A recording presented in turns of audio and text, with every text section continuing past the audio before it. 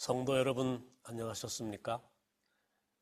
오늘은 요한 2서와 요한 3서 그리고 유다서 이 세 편지가 각각 한 장씩 되어 있기 때문에 오늘 한꺼번에 다 하도록 하겠습니다. 먼저 시작하기 전에 기도하겠습니다. 은혜로우신 아버지 하나님, 하나님께서 우리 아버지 되심을 감사하고 찬송합니다. 오늘 또 전 세상에 있는 하나님을 바라보고 하나님을 아버지라 부르는 수많은 성도들을 주님 축복하여 주시옵시고 그들의 모든 외로움과 고통을 일일이 돌아보아 주시옵시며 축복하여 주시옵소서. 비록 죄악 세상에 살지만은 어쩔 수 없는 고난들이 밀려오지만은 그러나 그 중에서라도 하나님을 믿는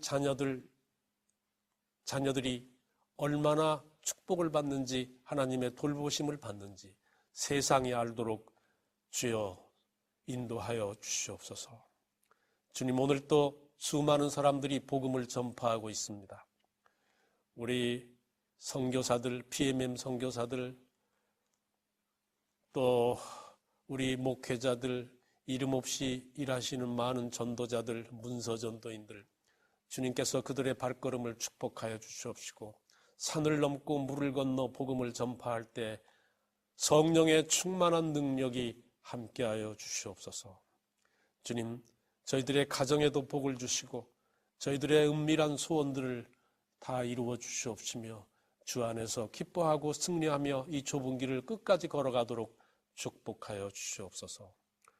이제 하나님의 말씀을 공부할 때 저희들의 영적 눈을 열어주시옵시고 우리의 관절을 찔러 쪼개고 우리 영혼을 변화시키는 능력의 말씀이 우리를 온전히 변화시키도록 축복하여 주시옵소서. 우리 구주 예수님의 이름으로 간절히 기도 올립니다. 아멘.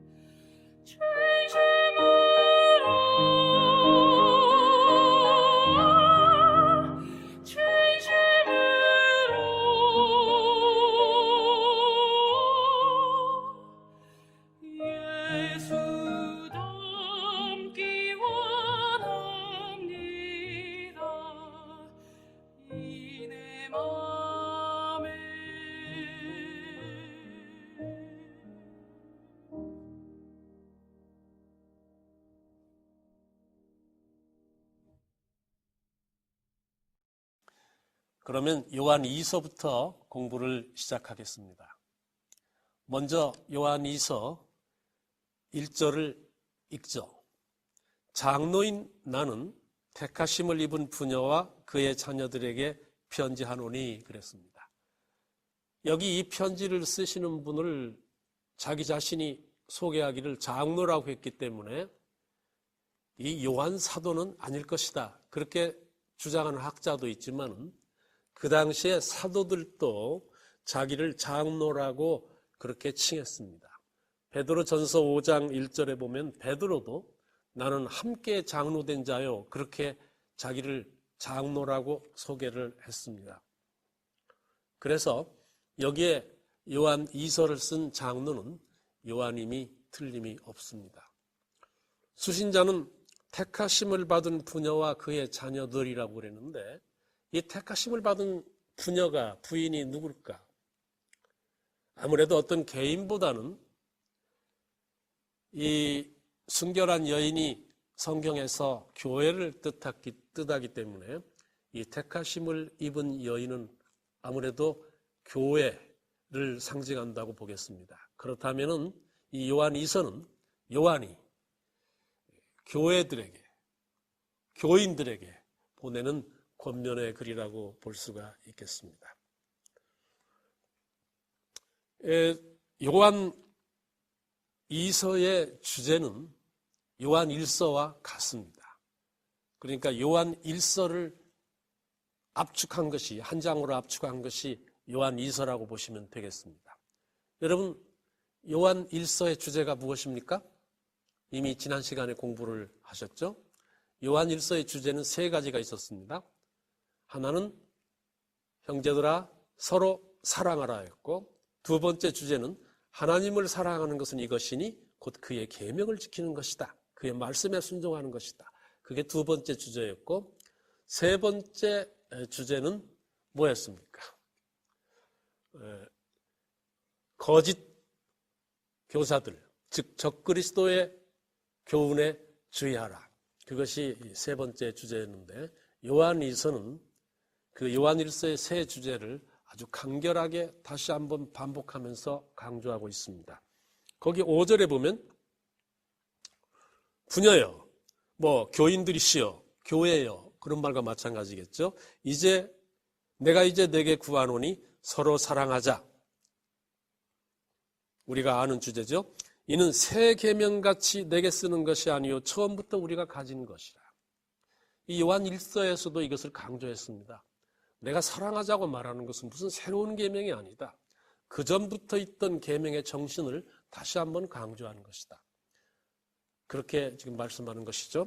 6절에 보면 두 번째 주제를 강조하고 있습니다. 또 사랑은 이것이니 우리가 그 계명을 따라 행하는 것이요 계명은 이것이니 너희가 처음부터 들은 바와 같이 그 가운데서 행하라 하심이라.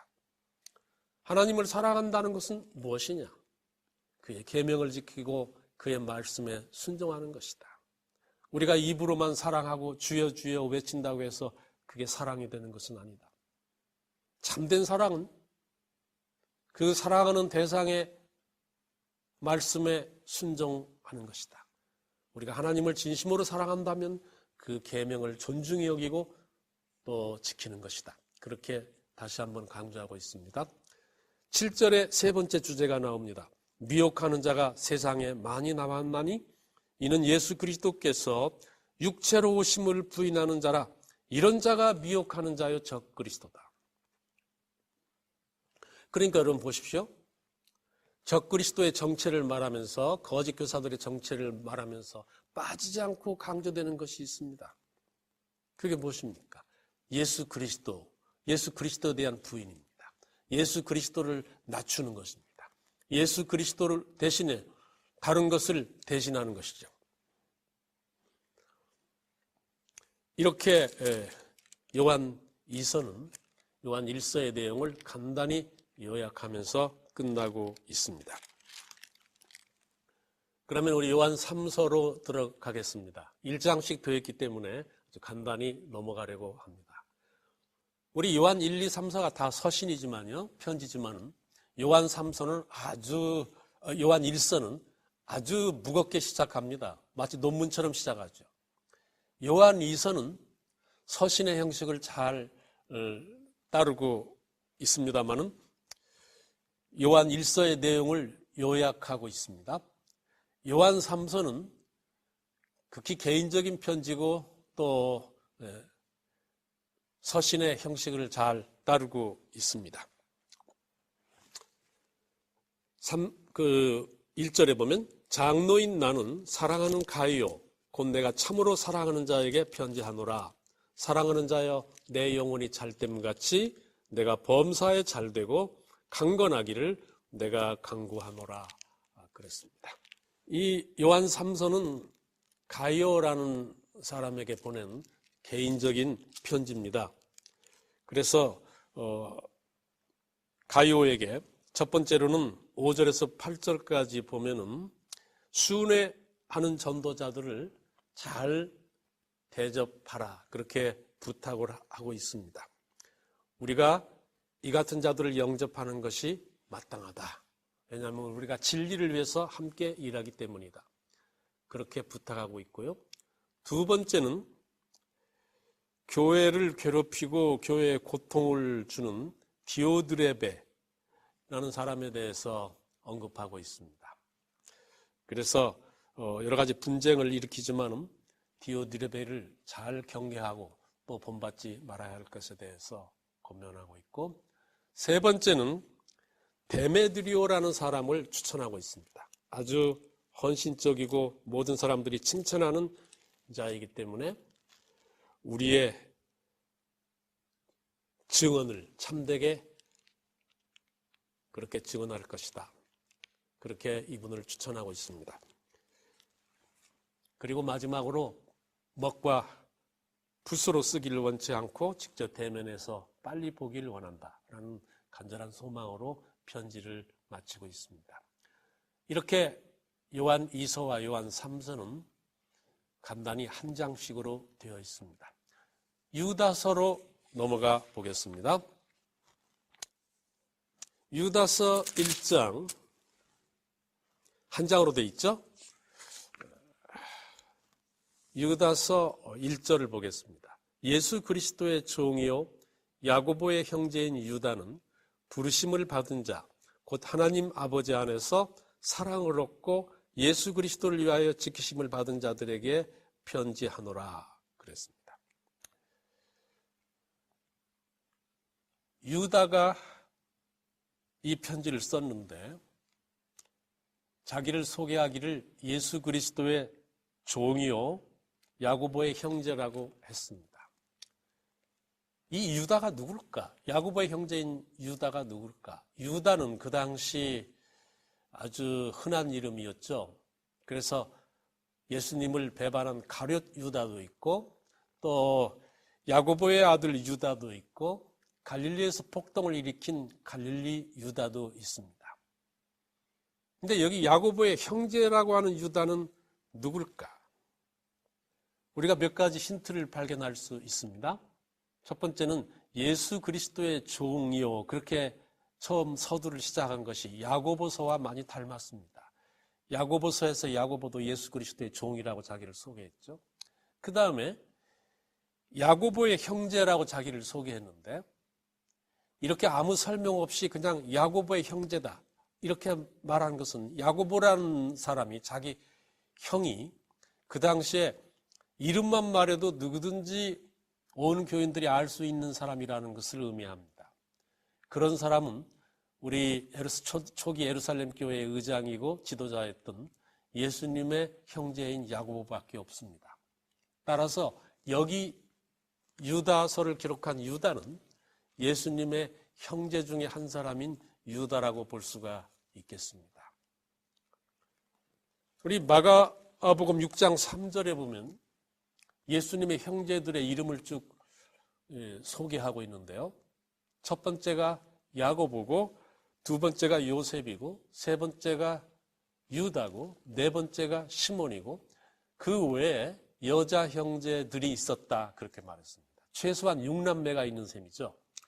그런데 이 6남매가 예수님의 동생이냐 혹은 예수님의 윗 형제들이냐라는 학자들 간의 논쟁이 있습니다.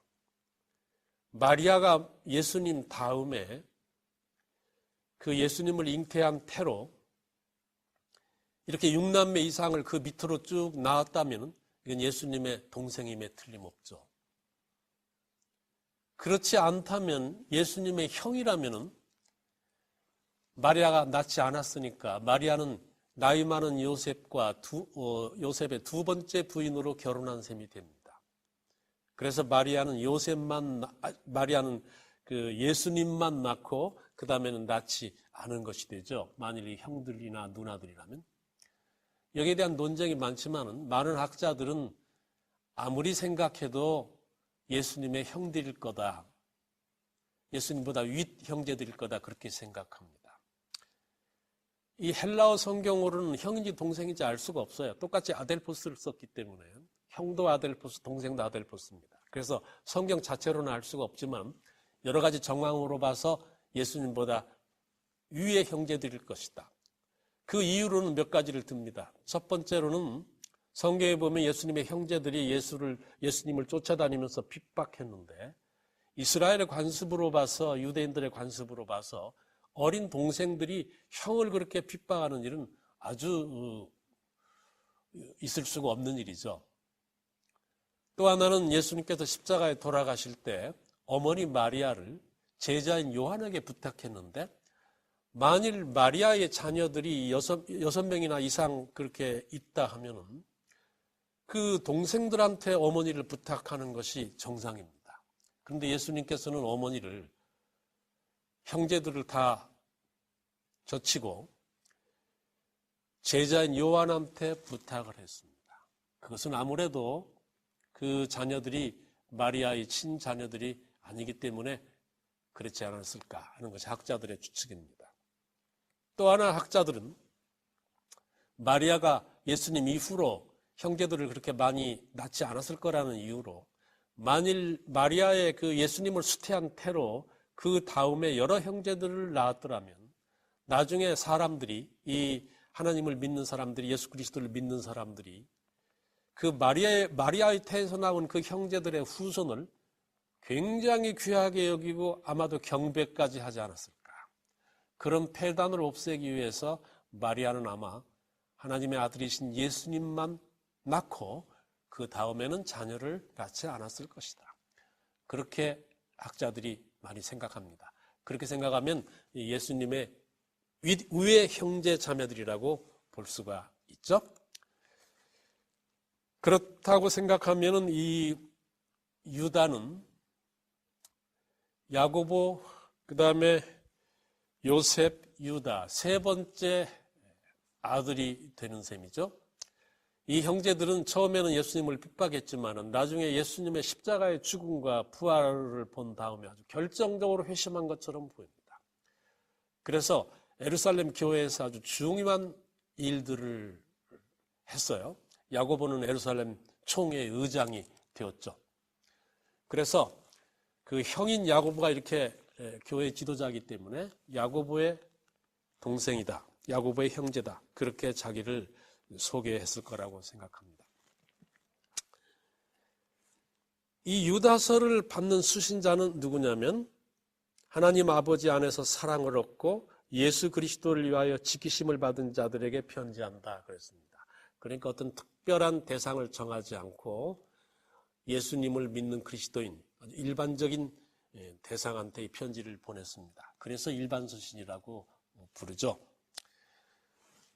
유다서의 내용은 베드로 후서의 내용과 비슷합니다. 여러분 베드로 후서의 내용을 기억하십니까? 아니면 벌써 잊으셨습니까? 우리 베드로 전서와 후서는 그 당시 초기 교회를 괴롭히는 문제, 외부로부터 오는 문제와 내부에서 생긴 문제에 대한 간절한 권면입니다. 그 문제를 해결하기 위해서. 베드로 전서는 그 당시 외부로부터 밀려오는 핍박과 환난, 그것 때문에 당하는 신자들의 많은 고통, 거기에 대해서 위로하고 용기를 주고 격려했습니다. 사한 소망을 가지고 우리보다 헤아릴 수 없이 더 큰 부당한 고난과 불의한 고난을 당한, 그러면서도 승리하신 예수 그리스도를 생각하라. 오히려 그리고 그 그리스도의 고난에 동참하는 것을 기뻐하라. 그렇게 권면한 것이 베드로 전서입니다. 베드로의 후서의 내용은 무엇입니까? 이제 교회 내부에서 생긴 문제들이죠.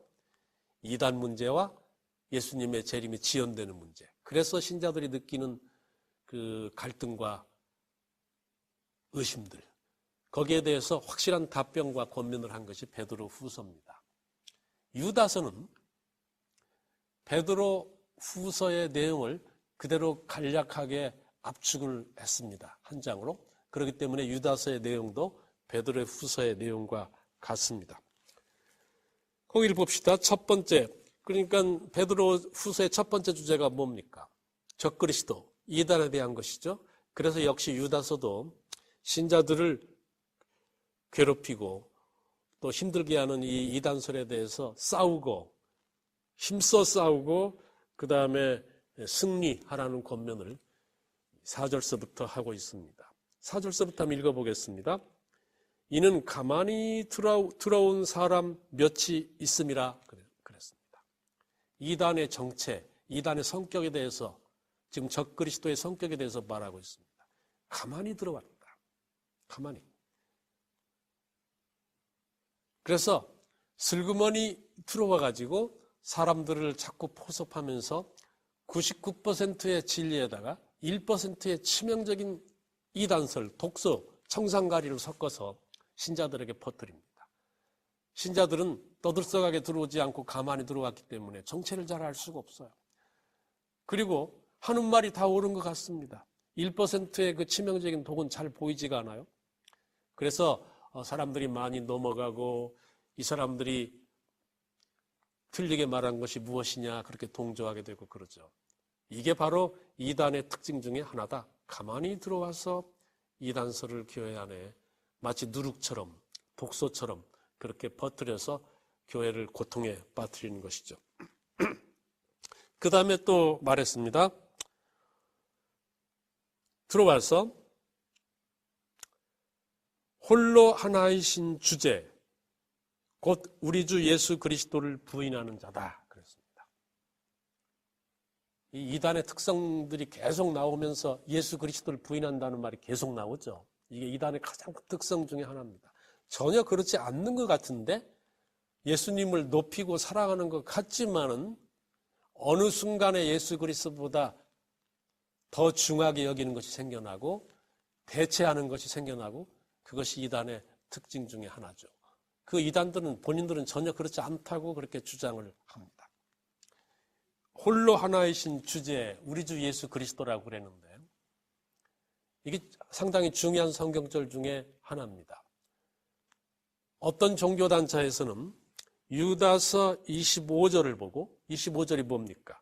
곧 우리 구주 홀로 하나이신 하나님께 우리 주 예수 그리스도로 말미암아 영광과 위엄과 권력과 권세가 영원 전부터 이제와 영원토록 있을지어다 아멘 하고 마쳤는데 여기에 우리 구주 홀로 하나이신 하나님, 그러니까 하나님은 오직 홀로 하나이신 하나님이고 예수 그리스도는 하나님이 아니시다 그렇게 주장할 때 이 유다서 25절을 씁니다. 여기 봐라, 홀로 하나이신 하나님과 그 다음에 우리 주 예수 그리스도를 구별하지 않았느냐 그렇게 말했는데 같은 유다서 4절에 보면 홀로 하나이신이라는 표현은 하나님에게만 쓰는 것이 아니고 예수 그리스도에게도 쓰는 것임을 알 수 있습니다.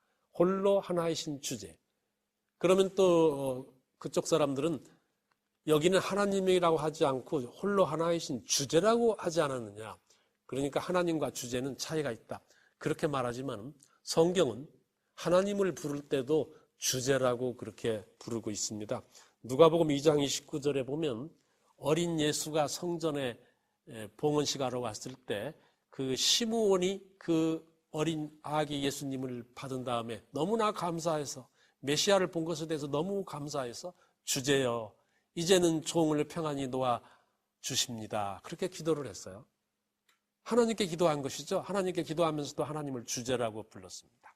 이렇게 주제라는 말은 하나님께만 쓰는 말입니다.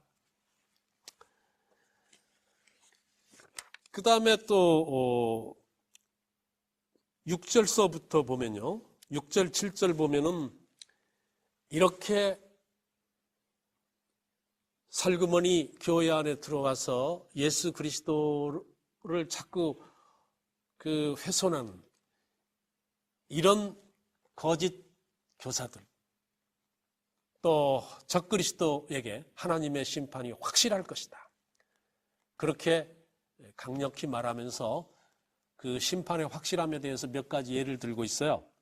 거기 6절에 보면 뭐라고 들고 있습니까? 자기 주의를 지키지 아니하고 자기 처소를 떠난 천사들을, 누굽니까? 사단과 그 무리들을 말하죠. 큰 날의 심판까지 영원한 결박으로 흑암에 가두셨으며 그랬어요. 그러니까 하늘에서 일어난 이 반역적인 일도 심판을 받고 하늘에서 쫓겨났다. 그 다음에 보면 소돔과 고모라와 그 이웃 도시들도 영원한 불의 형벌을 받음으로 거울이 되었느니라. 그러니까 이 세상에서 있었던 반역도 반드시 심판을 받았다. 그러므로 교회를 이렇게 해치고 하나님의 영광을 훼손시키는 이 거짓을 전파하는 사람들이 왜 심판을 받지 않겠느냐? 반드시 심판을 받을 것이다. 그걸 강조하신 말씀이 6절과 7절입니다. 그런데 그 6절에 보면 하늘에서 반역을 일으킨 그 사단과 그 무리들을 큰 날의 심판까지 영원한 결박으로 흑암에 가두셨다 그랬어요. 이 똑같은 구절이 베드로 후서 2장 4절에도 나오는데요. 거기는 이 하늘에서 쫓겨난 이 사단의 무리들을 지옥에 던졌다고 그랬습니다. 도대체 그 지옥이 어딘가? 만일 영원히 불타는 어떤 공간, 지옥이 있어서 사단과 그 무리들을 지옥에 던졌다면은, 그렇다면 지금 이 세상에서 활동하는 사단과 그 무리들은 어디서 온 존재들입니까? 지옥에서 탈출을 했다고 생각해야 됩니까? 그래서 지옥이라는 것이 어떤 것인지 많은 사람들이 혼란을 일으키는데, 여기 유다서에서 설명하기를, 베드로 후서는 지옥이라고 그랬지만 유다서는 뭐라고 했느냐면 6절에 영원한 결박으로 흑암에 가두셨다 그랬어요. 그러니까 지옥이라는 것이 영원히 불타는 어떤 공간이 아니라 영적 흑암을, 심판을 받은 상태를 의미한다는 것을 우리가 알 수가 있습니다. 지옥이 요즘에 많은 교회에서 사람이 죽으면 천당과 지옥으로 가고 하나님을 받아들이지 않는 사람은 지옥에서 영원히 불탄다 그렇게 가르치기 때문에 이 그리스도인 가운데서 많은 혼란이 일어납니다. 나를 위해서 생명을 바치신 하나님께서 지옥에다 우리를 던져서 영원히 죽지 못하게 불에 타게 형벌을 하신다니, 이 하나님의 아름다운 품성도 문제가 되죠. 정말 지옥이라는 것은 어떤 곳인가? 어떤 것인가? 많은 사람들이 알고 싶어 해요. 신약성경에 지옥이란 말은 13번 나옵니다. 근데 13번 중에서 11번은 복음서에 나와요. 복음서 중에서도 주로 산상수훈에 관계된, 그러니까 그 형제를 미련한 놈이라 하는 자는 지옥불에 빠지게 되리라, 또 내 오른 눈이 너로 실족하게 하거든 빼어버리라, 백체 중에 하나가 없어지고 온몸이 지옥에 던져지지 않는 것이 유익하다. 또 내 오른손이 범죄하거든 그것을 찍어내버려라. 온몸이 지옥에 던져지지 않는 것이 더 유익하다. 이렇게 말할 때 이제 주로 지옥이 쓰여졌습니다. 또 마태복음 23장 33절에 보면 독사의 새끼들아 너희가 어떻게 지옥의 판결을 피하겠느냐. 이럴 때 지옥이 쓰여졌어요. 다시 말하면 신약성경의 지옥은 어떤 공간이, 장소가 있어서 영원히 불타고 거기에 죄인들이 있는 그런 장소가 아니라 그냥 심판을 말합니다. 심판을 말하는데 왜 지옥이란 표현이 나왔을까? 마지막 심판이 불의 심판이고 모든 그 죄인들이 불로 멸망하는 것이 마지막 심판이기 때문에 아마 지옥이라는 표현이 나왔을 거라 그렇게 생각합니다. 그런데 이제 문제는 마가복음에 있는 마가복음 9장에 나오는 말씀인데요. 이것 때문에 사람들이 꺼지지 않는 그런 지옥 불이 있을 것이다 그렇게 생각하는데, 마가복음 9장 43절에 보면 꺼지지 않는 불에 들어가는 것보다 나으니라 그렇게 했고요. 48절에 보면 거기서는 구더기도 죽지 않고 불도 꺼지지 아니하니라 그랬어요. 그거 봐라.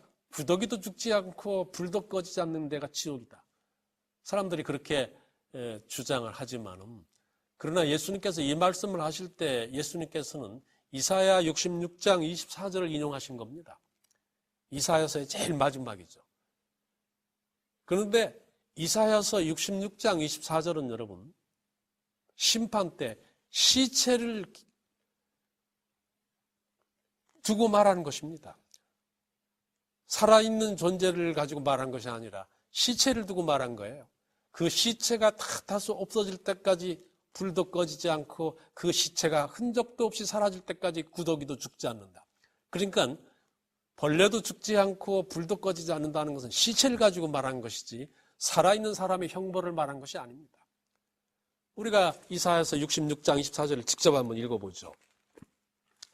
거기 보면 66장 24절, 그들이 나가서 내게 폐역한 자들의 시체들을 볼 것이라. 그 벌레가 죽지 아니하며 그 불이 꺼지지 아니하며. 시체를 가지고 말한 것입니다. 그러니까 이 지옥불이라는 거, 이것은 영원히 흔적도 없이 다 없어져서 다시는 악의 흔적이 이 우주에 없는 그런 마지막 심판을 말하는 것이지 어디 영원히 불타는 지옥이 따로 있는 것이 아닌 것을 알아야 합니다. 그런데도 이렇게 명확한데도 불구하고 많은 교회들이 지금 사람이 죽으면 천당과 지옥으로 간다고 가르치는데, 이게 영원 불멸설입니다. 육체는 죽지만은 영혼은 살아서 천당과 지옥으로 간다. 근데 여러분, 이게 큰 문제입니다.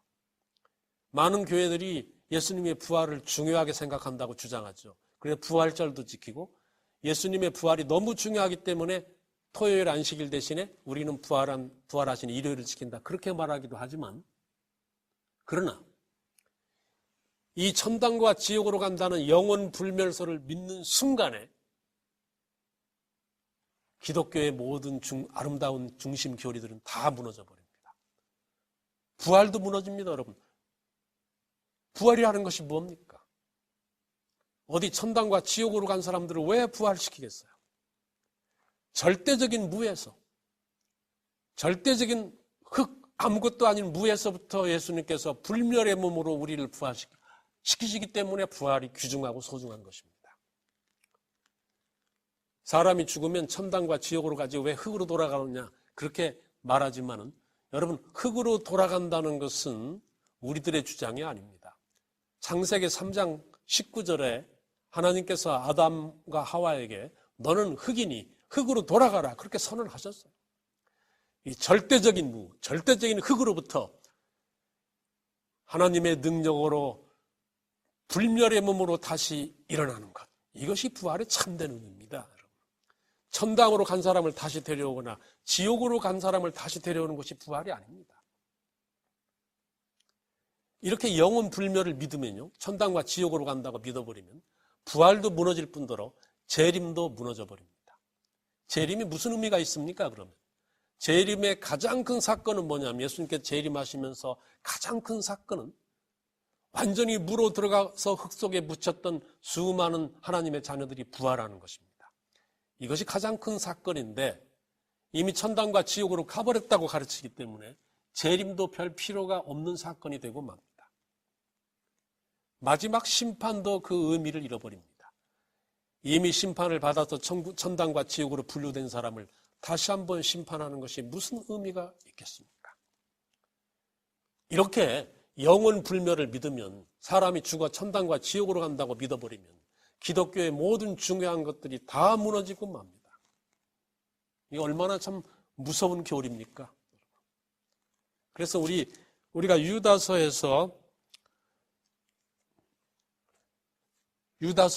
그 6절에서 이 지옥 문제를 다시 한번 거론하면서 우리가 이 영혼 불멸에 대해서 다시 한번 우리가 마음속에 지금 새겼습니다. 우리가 그렇게 지옥과 천당으로 간다고 믿지 않는 것 얼마나 감사한 일입니까? 성경 그대로 하나님께서는 절대 그런 분이 아니시죠. 그 다음에 또 보겠습니다.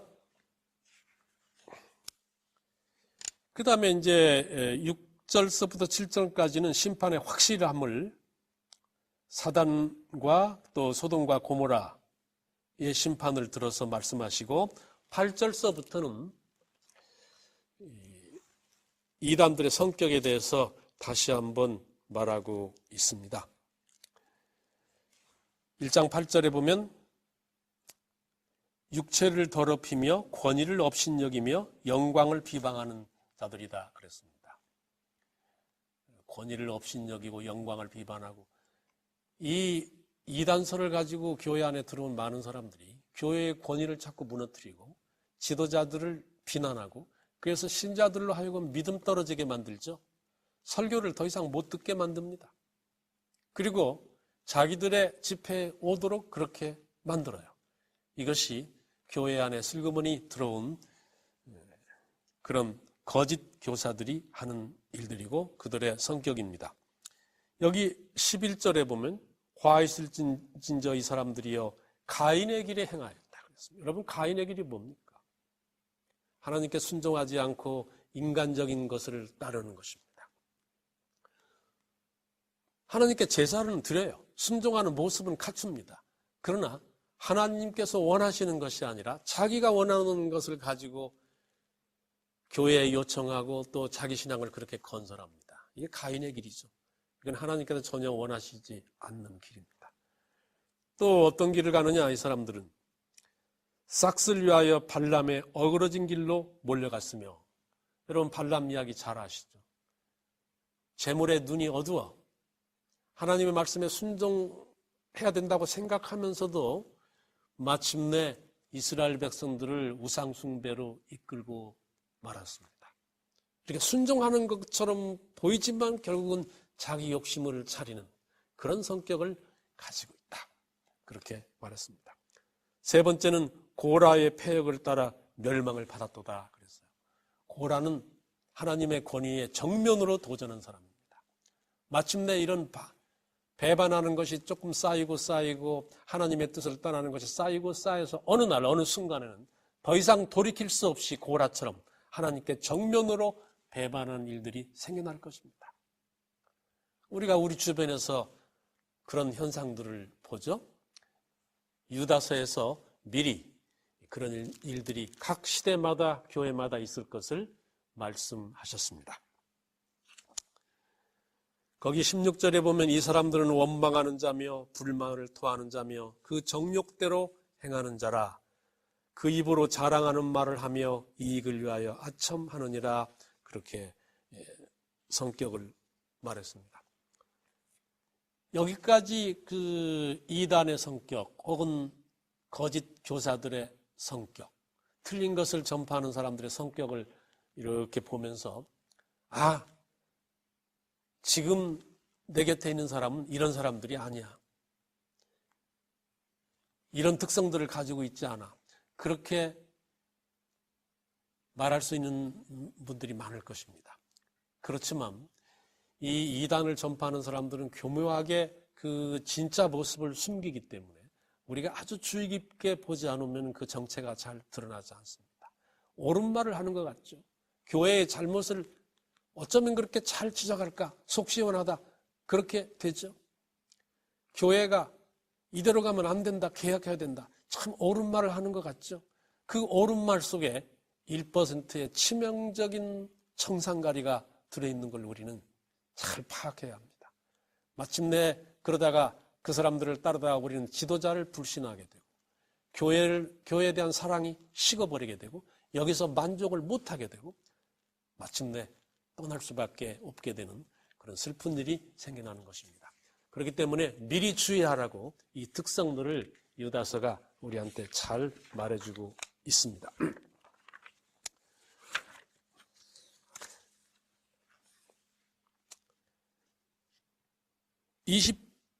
20절서부터 보면 마지막 권면을 하고 있습니다. 사랑하는 자들아, 너희는 너희의 지극히 거룩한 믿음 위에 자신을 세우며 성령으로 기도하며 하나님의 사랑 안에서 자신을 지키며 영생에 이르도록 우리 주 예수 그리스도의 궁유를 기다리라 그랬습니다. 거룩한 믿음 위에 자신을 세우고 성령으로 늘 끊임없이 기도하며 믿음을 지키고 영생에 이르도록 우리 그리스도의 궁율에 의지해서 끝까지 승리하라는 그런 마지막 권면을 주고 있습니다. 사랑하는 여러분, 마지막 순간이 가까워올수록 우리의 삶 속에 우리 교회 안에도 많은 거짓된 것들이 들어올 것입니다. 믿음에 굳게 서지 않으면 그런 것에 휩쓸려서 낙엽처럼 참된 진리를 떠나는 사람들이 많을 것이 예언되어 있습니다. 여러분, 우리들의 신앙은 어떻습니까? 흔들리지 않고 변덕스럽지 않은 신앙을 우리가 가지고 있습니까? 누가 뭐래도 교회를 사랑하고 하나님을 사랑하고 쉽사리 사람들의 이론이나 혹은 감정에 휩쓸리지 않고 굳게 하나님 편에 선 신앙을 우리는 가지고 있습니까? 죽는 것까지도 아예 하나님께 맡겨버리는 절대 신앙을 우리가 가지고 있습니까? 유다서가 바라는 것은 그러한 신앙입니다. 그리고 마침내 유다서의 두 번째 부분에서 재림의 지연에 대해서 다시 한번 말하죠. 18절에 보면 마지막 때 경건치 않은 사람들이 정욕대로 행하며 조롱하는 자들이 있으리라 그렇게 말씀했습니다. 그럴 때 우리가 어디에 재림이 있느냐? 세상은 처음부터 지금까지 그대로 있다. 그렇게 조롱과 혹은 세속적인 물결이 밀려올 때 재림을 기다리는 마지막 백성들은 어떻게 살아야 할지 유다서는 아주 간절한 말로 우리 마지막 시대에 사는 성도들을 위해서 권면하고 있습니다. 이 아름다운 권면이 우리의 힘이 되고 그래서 이 좁은 길을 끝까지 걸어서 승리하고 마침내 하늘 유리 바닷가에 나란히 손잡고 구원의 노래를 힘차게 부를 때까지 하나님께서 우리를 지켜주시기를 간절히 바랍니다.